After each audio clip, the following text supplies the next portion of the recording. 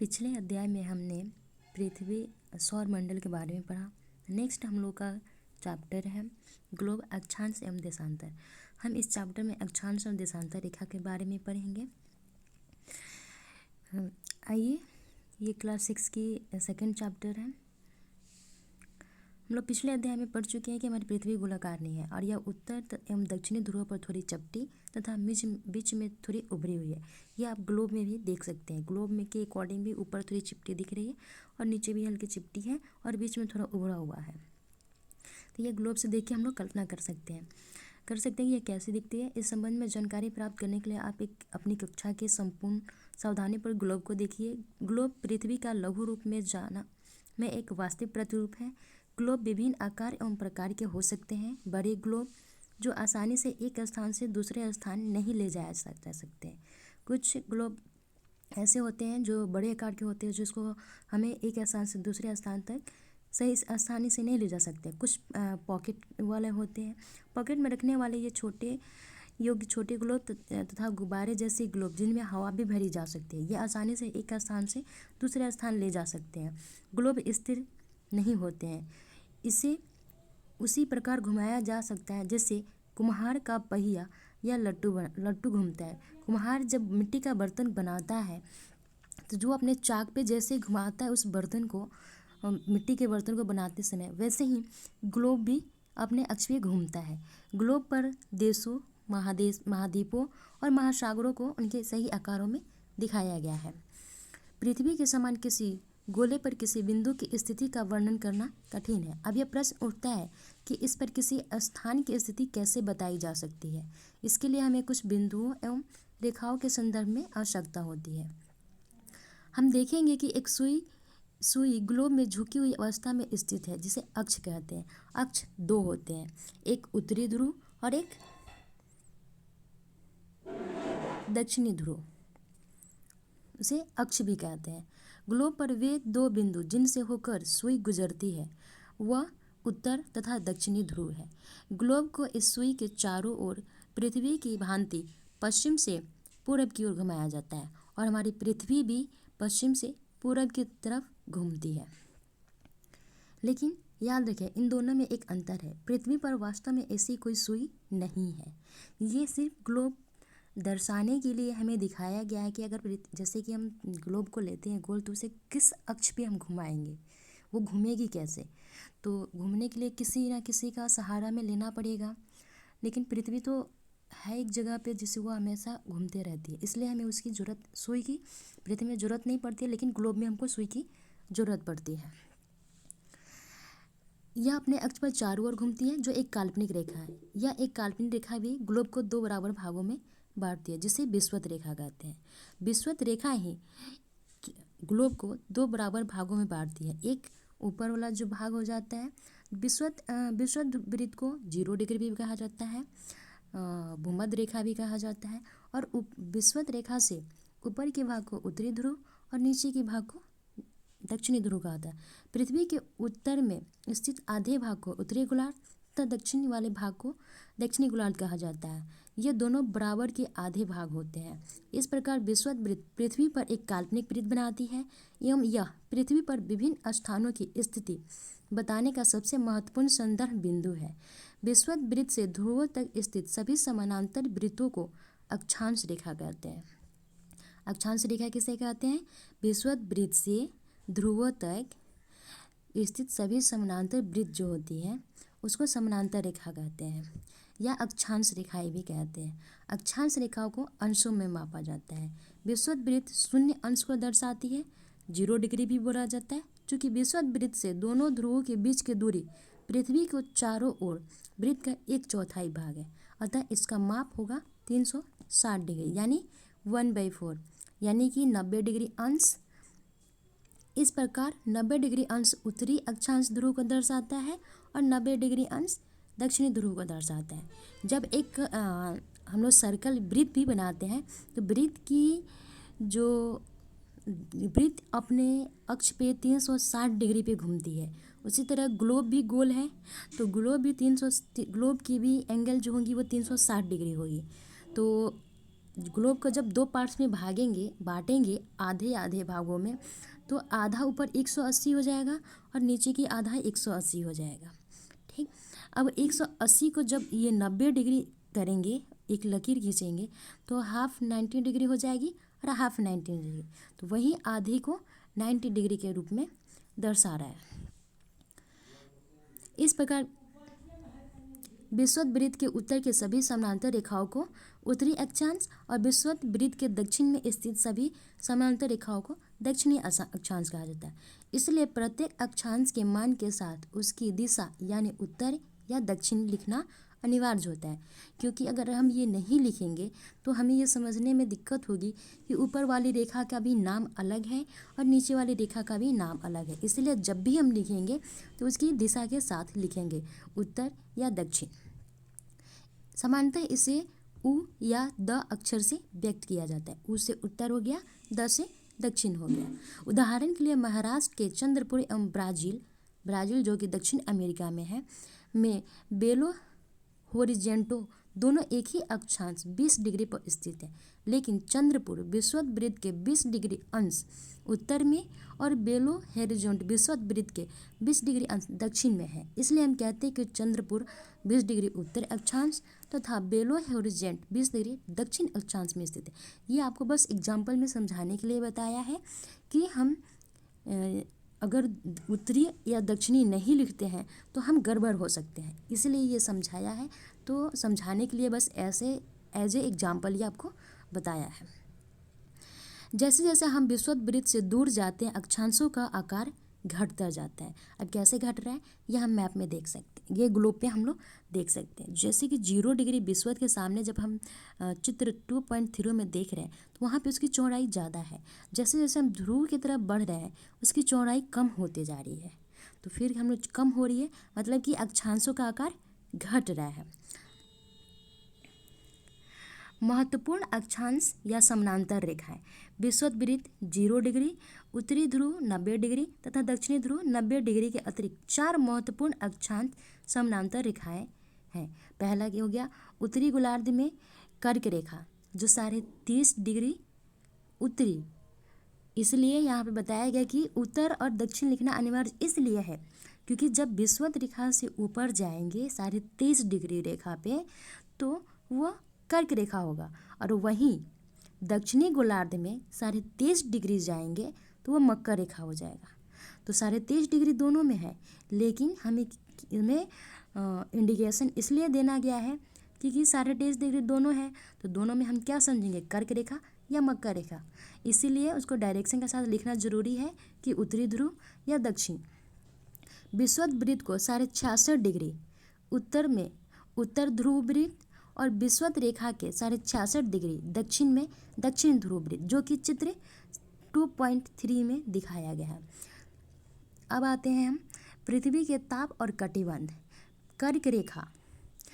उससे पहले मैं आप लोगों को एक चीज़ बताना चाहूँगी कि हम चित्र 2.3 में जाएंगे और देखेंगे कि जैसे जो ये चित्र 2.3 में जो ग्लोब बनाया गया है इसमें 0 डिग्री विषुवत वृत्त हो गया, 23.5 डिग्री उत्तर कर्क रेखा हो गया और 23.5 डिग्री मकर रेखा हो गया।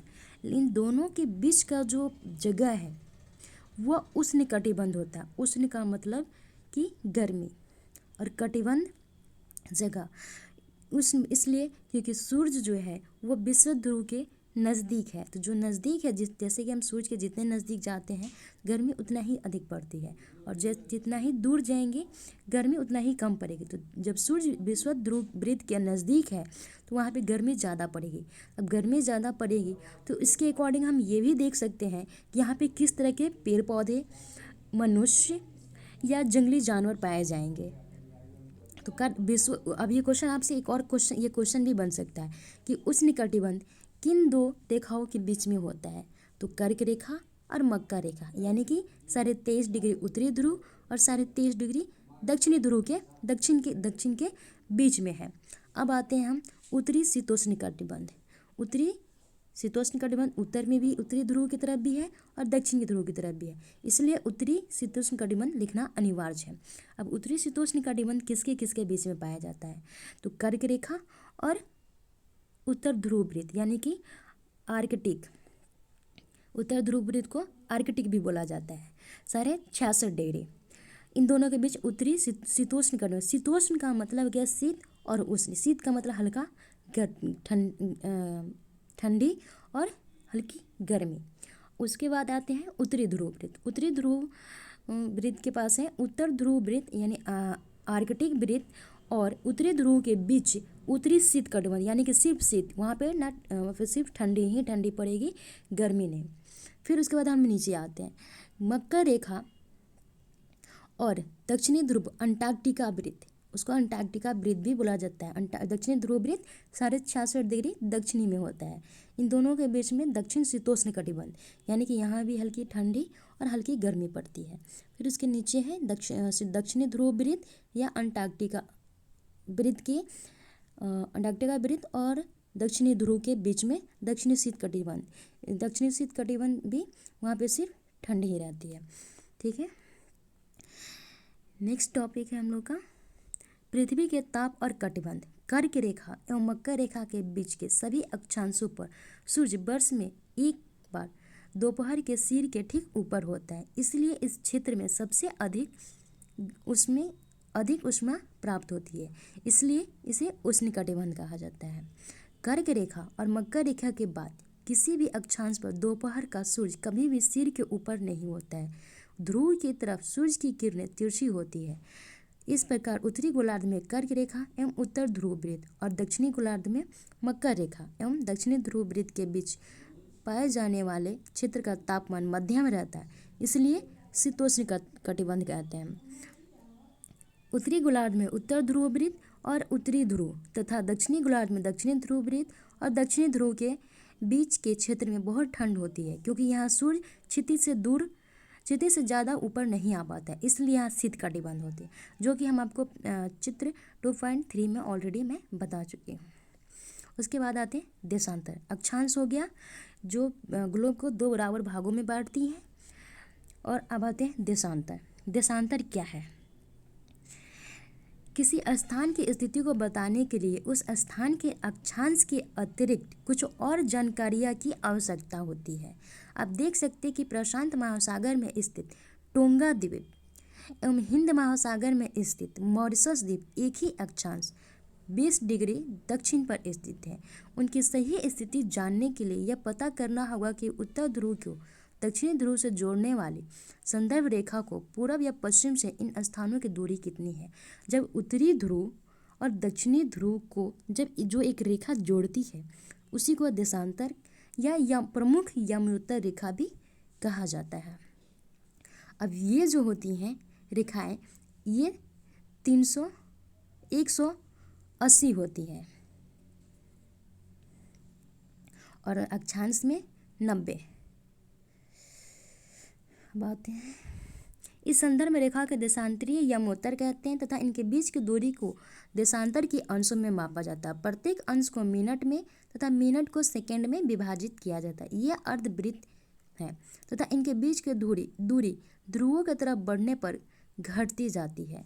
ध्रुवों पर शून्य हो जाती है। ध्रुव हो गया उत्तरी ध्रुव और दक्षिणी ध्रुव, उन पर क्या हो जाएगी देशांतर में शून्य हो जाता है।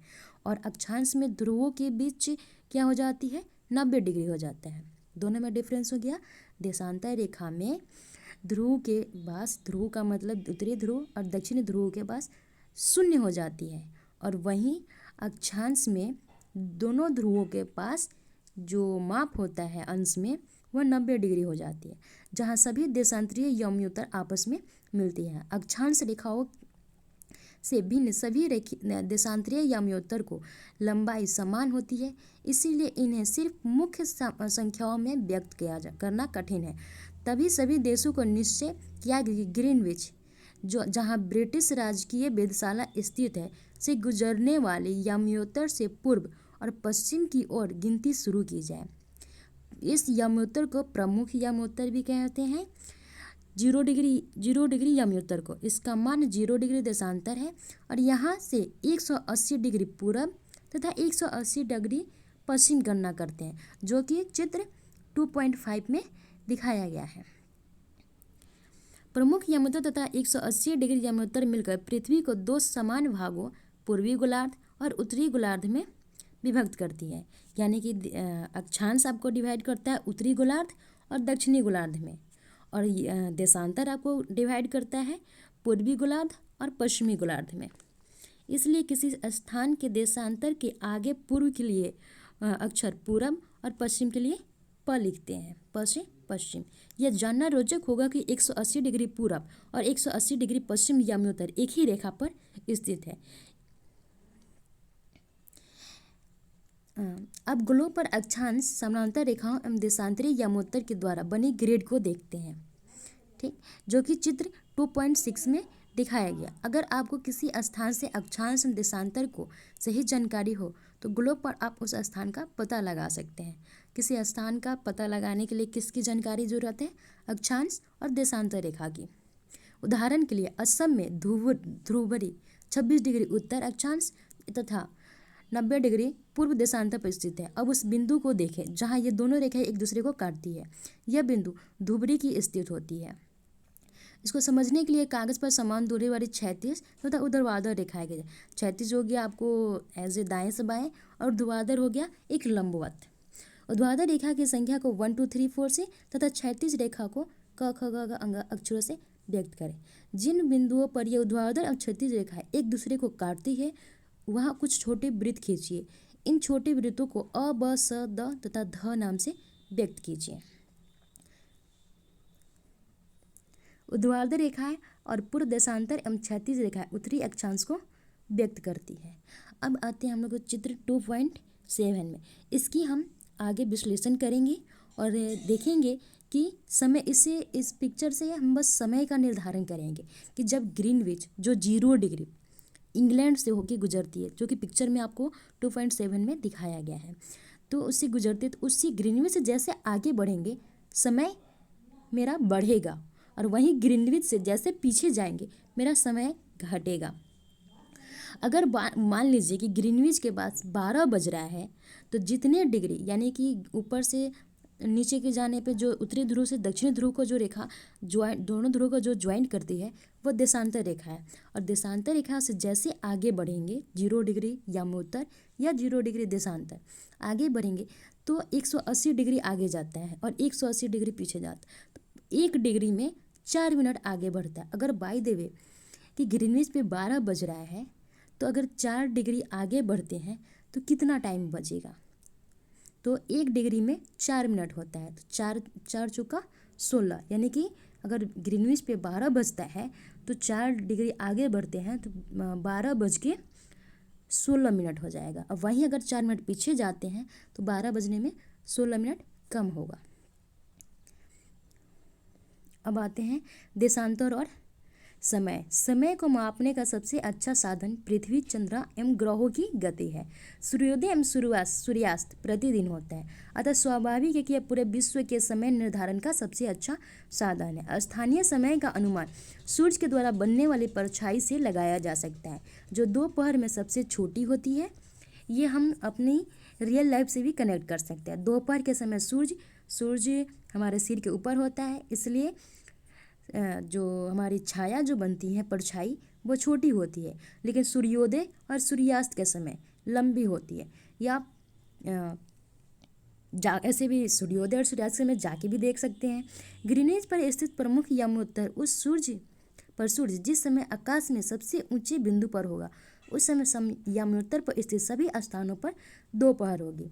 चूँकि पृथ्वी पश्चिम से पूरब की ओर चक्कर लगाती है, पृथ्वी जो है सूर्य की चक्कर पश्चिम से पूरब की तरफ लगाती है, अतः वे स्थान जो ग्रीनविच से पूरब की तरफ है उस समय ग्रीनविच समय से आगे होगा और जो पश्चिम की तरफ है वह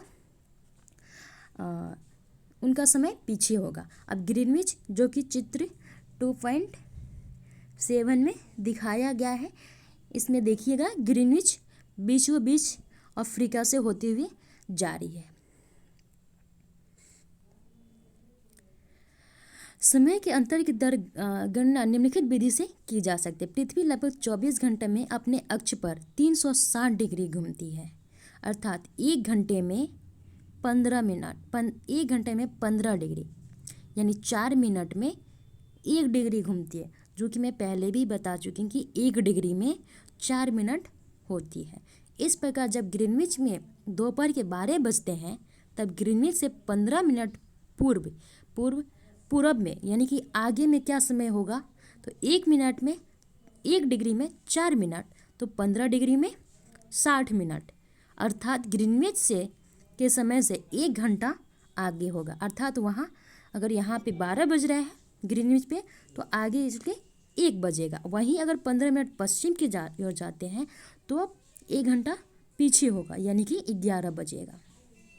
इसी प्रकार ग्रीनविच पर दोपहर के 12 बजे होंगे, उस समय 180 डिग्री पर मध्य रात्रि होगी।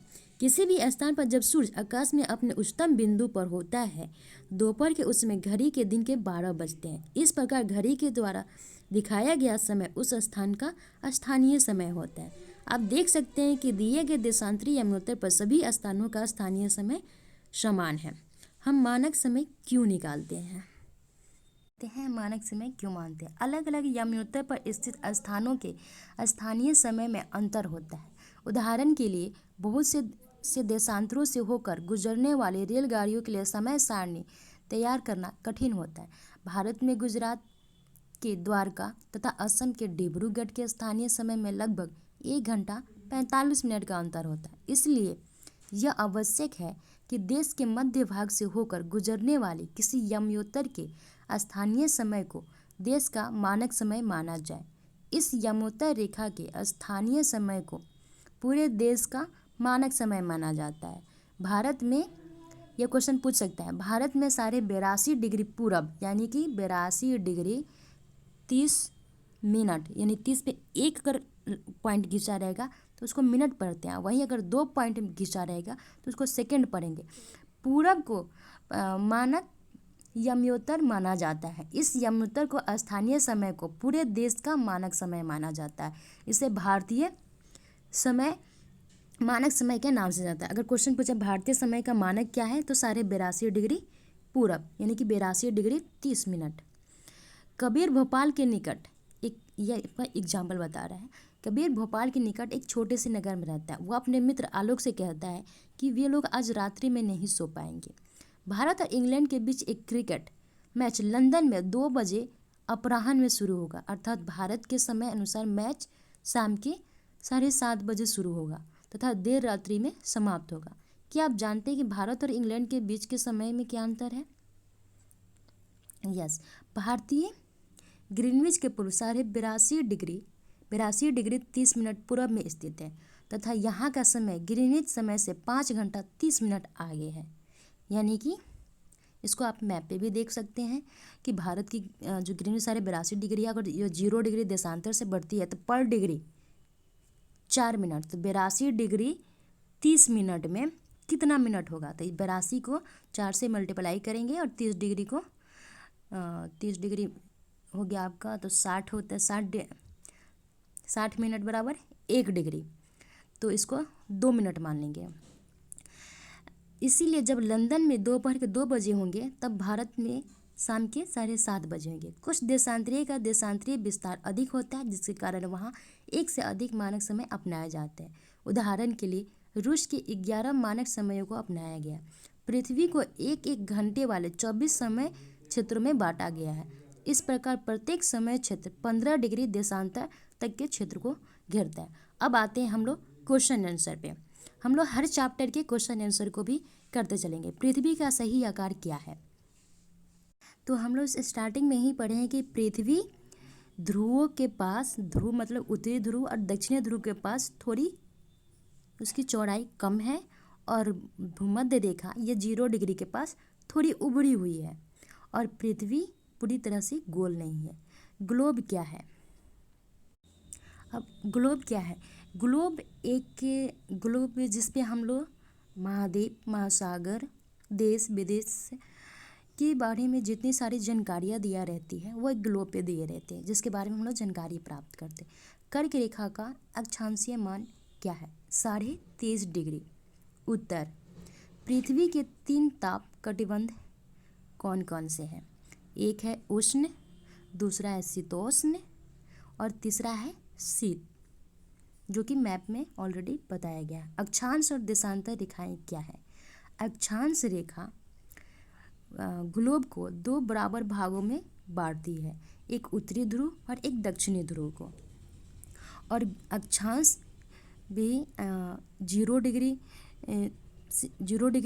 भूमध्य रेखा भी होती है और देशांतर होती है। ये आपको जब उत्तरी ध्रुव और दक्षिणी ध्रुव 0 डिग्री उत्तरी ध्रुव और 0 डिग्री दक्षिणी ध्रुव को जब आपस में जोड़ा जाता है वह देशांतर रेखा कहलाती है। उस तरह से 180 और देशांतर रेखा ग्लोब को पूर्वी गोलार्ध और पश्चिमी गोलार्ध भी 2 बराबर भागों में बांटती है। ठीक है। ऊष्मा की सबसे अधिक मात्रा उष्णकटिबंध क्यों प्राप्त करते हैं? क्योंकि सूर्य जो है वह भूमध्य रेखा 0 डिग्री के नज़दीक है, इसीलिए ऊष्मा की सबसे अधिक मात्रा उष्णकटिबंध में ही प्राप्त करते हैं। जब भारत में शाम के 5:30 बजते हैं तब लंदन में बाहर के 2 क्यों बजते हैं? क्योंकि भारत ग्रीनविच के पूर्व 82.5 डिग्री 30 मिनट पूरब में स्थित है और यहाँ का समय ग्रीनविच समय से 5 घंटा 30 मिनट आगे है। इसलिए जब लंदन में दोपहर के 2 बजे होते हैं तब भारत 12 बजे होते हैं तब भारत में 5:30 बजते हैं। अब आते हैं नेक्स्ट है सही उत्तर का चिन्ह लगा। प्रमुख याम्योत्तर का मान, प्रमुख याम्योत्तर को देशांतर रेखा भी कहा जाता है या 0 डिग्री याम्योत्तर भी बोला जाता है। इसका मान 0 डिग्री होता है। शीत कटिबंध किसके नज़दीक पाया जाता है? शीत कटिबंध ध्रुव के भी नज़दीक पाया जाता है। क्योंकि वह क्यों ध्रुव के पास होता है? क्योंकि सूर्य जो है वो विषुवत रेखा से होकर विषुवत रेखा के नज़दीक होती है और विषुवत जिस नज़दीक होती है तो उससे जितनी डिस्टेंस आगे बढ़ेगा उसकी सूर्य की रोशनी उतनी कम होती जाएगी, इसलिए वहाँ पे ध्रुवों के पास शीत कटिबंध होता है।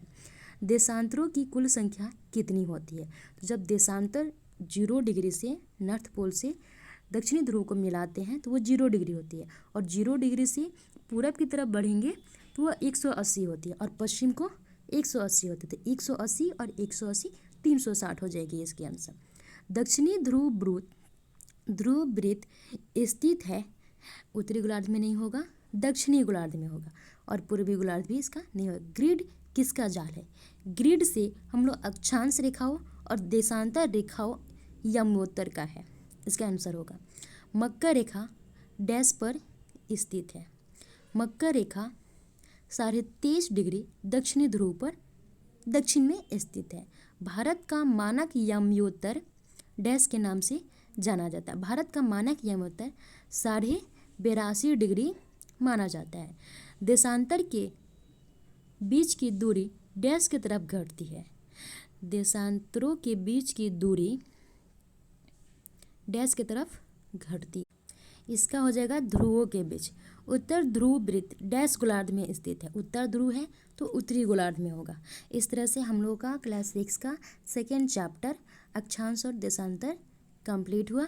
फिर हम लोग नेक्स्ट चैप्टर नेक्स्ट वीडियो में मिलेंगे। Thank you.